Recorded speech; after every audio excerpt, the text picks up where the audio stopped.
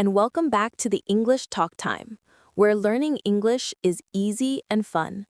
I'm Ellie, your host, and with me today is my amazing co-host is Mike. How are you, Mike? I'm doing great, Ellie. Hello to all our listeners. I hope you're all excited because today we're discussing a very important topic, how to speak English without pausing too much. That's right. Many English learners struggle with hesitation when speaking. They pause a lot trying to find the right words, or they get stuck because they're thinking in their native language first, and that makes their speech sound less natural. Exactly. Speaking smoothly and naturally, it's a big goal for many learners.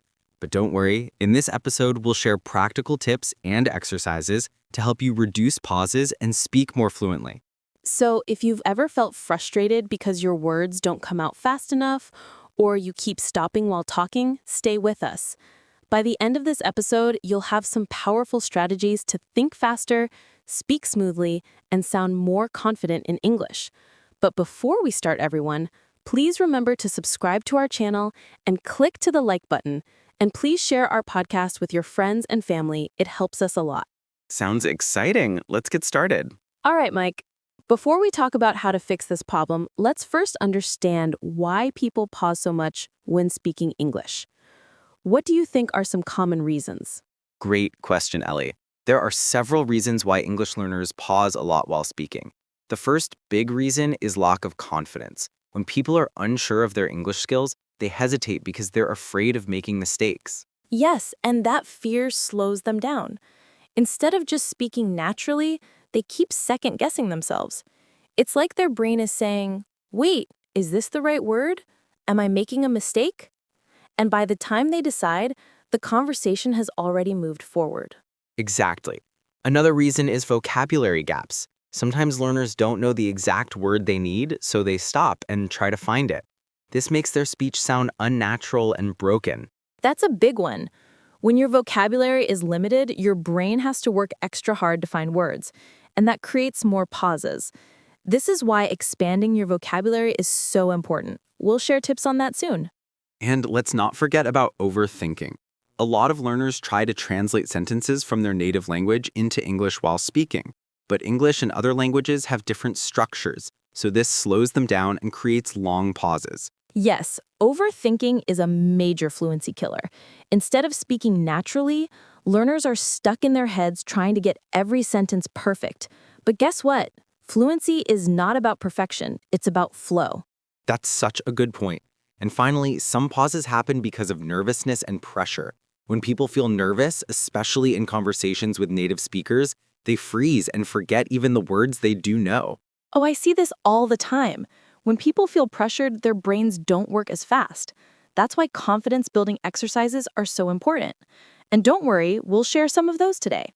So, to summarize, the 4 biggest reasons people pause while speaking English are 1. Lack of confidence. 2. Vocabulary gaps. 3. Overthinking and translating. 4. Nervousness under pressure. Exactly. And now that we understand the problem, it's time to fix it. Let's move on to the most exciting part, techniques to reduce pauses and speak fluently. Ready? Ready. Now that we know why people pause when speaking, let's talk about how to fix it. Ellie, what's the first technique to reduce pauses? One of the best techniques is thinking in English instead of translating. Many learners translate sentences in their heads before speaking, and that slows them down. Instead, they should try to think directly in English. That's a game changer. If you always translate from your native language, your brain has to do double the work. First, forming the sentence in your language, then changing it to English. That takes time and creates pauses. Exactly. A great way to practice thinking in English is to describe what you see around you in simple English. For example, if you're walking outside, you can think, the sun is shining, the weather is warm, I see a dog running. This trains your brain to process thoughts in English naturally. I love that. Another useful technique is using filler words. Now, I know some people think fillers are bad, but native speakers use them all the time to keep the conversation flowing. That's true. Filler words like, well, actually, so, give your brain a second to think without creating an awkward silence. Instead of pausing completely, you can say, well, I think it's a good idea, Or, I really like that movie. That's a great point. Here's another powerful technique: shadowing. Have you heard of this, Ellie? Of course, shadowing means listening to a native speaker and repeating what they say immediately, like an echo. It forces you to speak quickly and smoothly without pausing. Yes. You can do this with English podcasts, YouTube videos, or audiobooks. Just play a sentence, pause, and repeat it exactly the same way. Over time, your brain will get used to speaking without hesitation. That's such a good exercise. And here's one more tip. Don't aim for perfection. Many learners pause because they're afraid of making mistakes. But in real conversations, mistakes are okay. Absolutely. The goal is to communicate, not to be perfect. If you can't remember a word, try explaining it in a different way instead of stopping completely. For example, if you forget the word refrigerator, you can say, the machine that keeps food cold. That's a great strategy. So, to recap, here are 4 techniques to reduce pauses. 1. Think in English, not your native language. 2. Use filler words to keep the flow. 3. Practice shadowing with native speakers. 4. Don't aim for perfection. Keep talking even if you make mistakes. Awesome tips. Now let's go even deeper. Coming up next, we'll share how to train your brain for faster speech. Stay with us. All right, Mike. Now that we know some techniques to reduce pauses, let's talk about how to train your brain to think and respond faster in English. Mike, what's the first step? The first step is expanding your vocabulary and sentence patterns. If you don't have enough words or common phrases in your mind, your brain will struggle to find the right words, and that causes pauses. That's so true. And the best way to do this is by learning phrases instead of individual words. For example, instead of memorizing the word opinion, learn the full phrase, in my opinion. That way, when you need to share an opinion, the phrase comes out automatically. Exactly. And another great technique is active listening. The more you listen to English, the faster your brain will process words and sentence structures. Listen to podcasts, audiobooks, and conversations, and try to predict what the speaker will say next. I love that. And speaking of prediction, here's a fun exercise: conversation anticipation. When you're listening to someone speak, try to guess their next word or phrase before they finish their sentence. This trains your brain to think ahead and respond quickly. That's a great trick.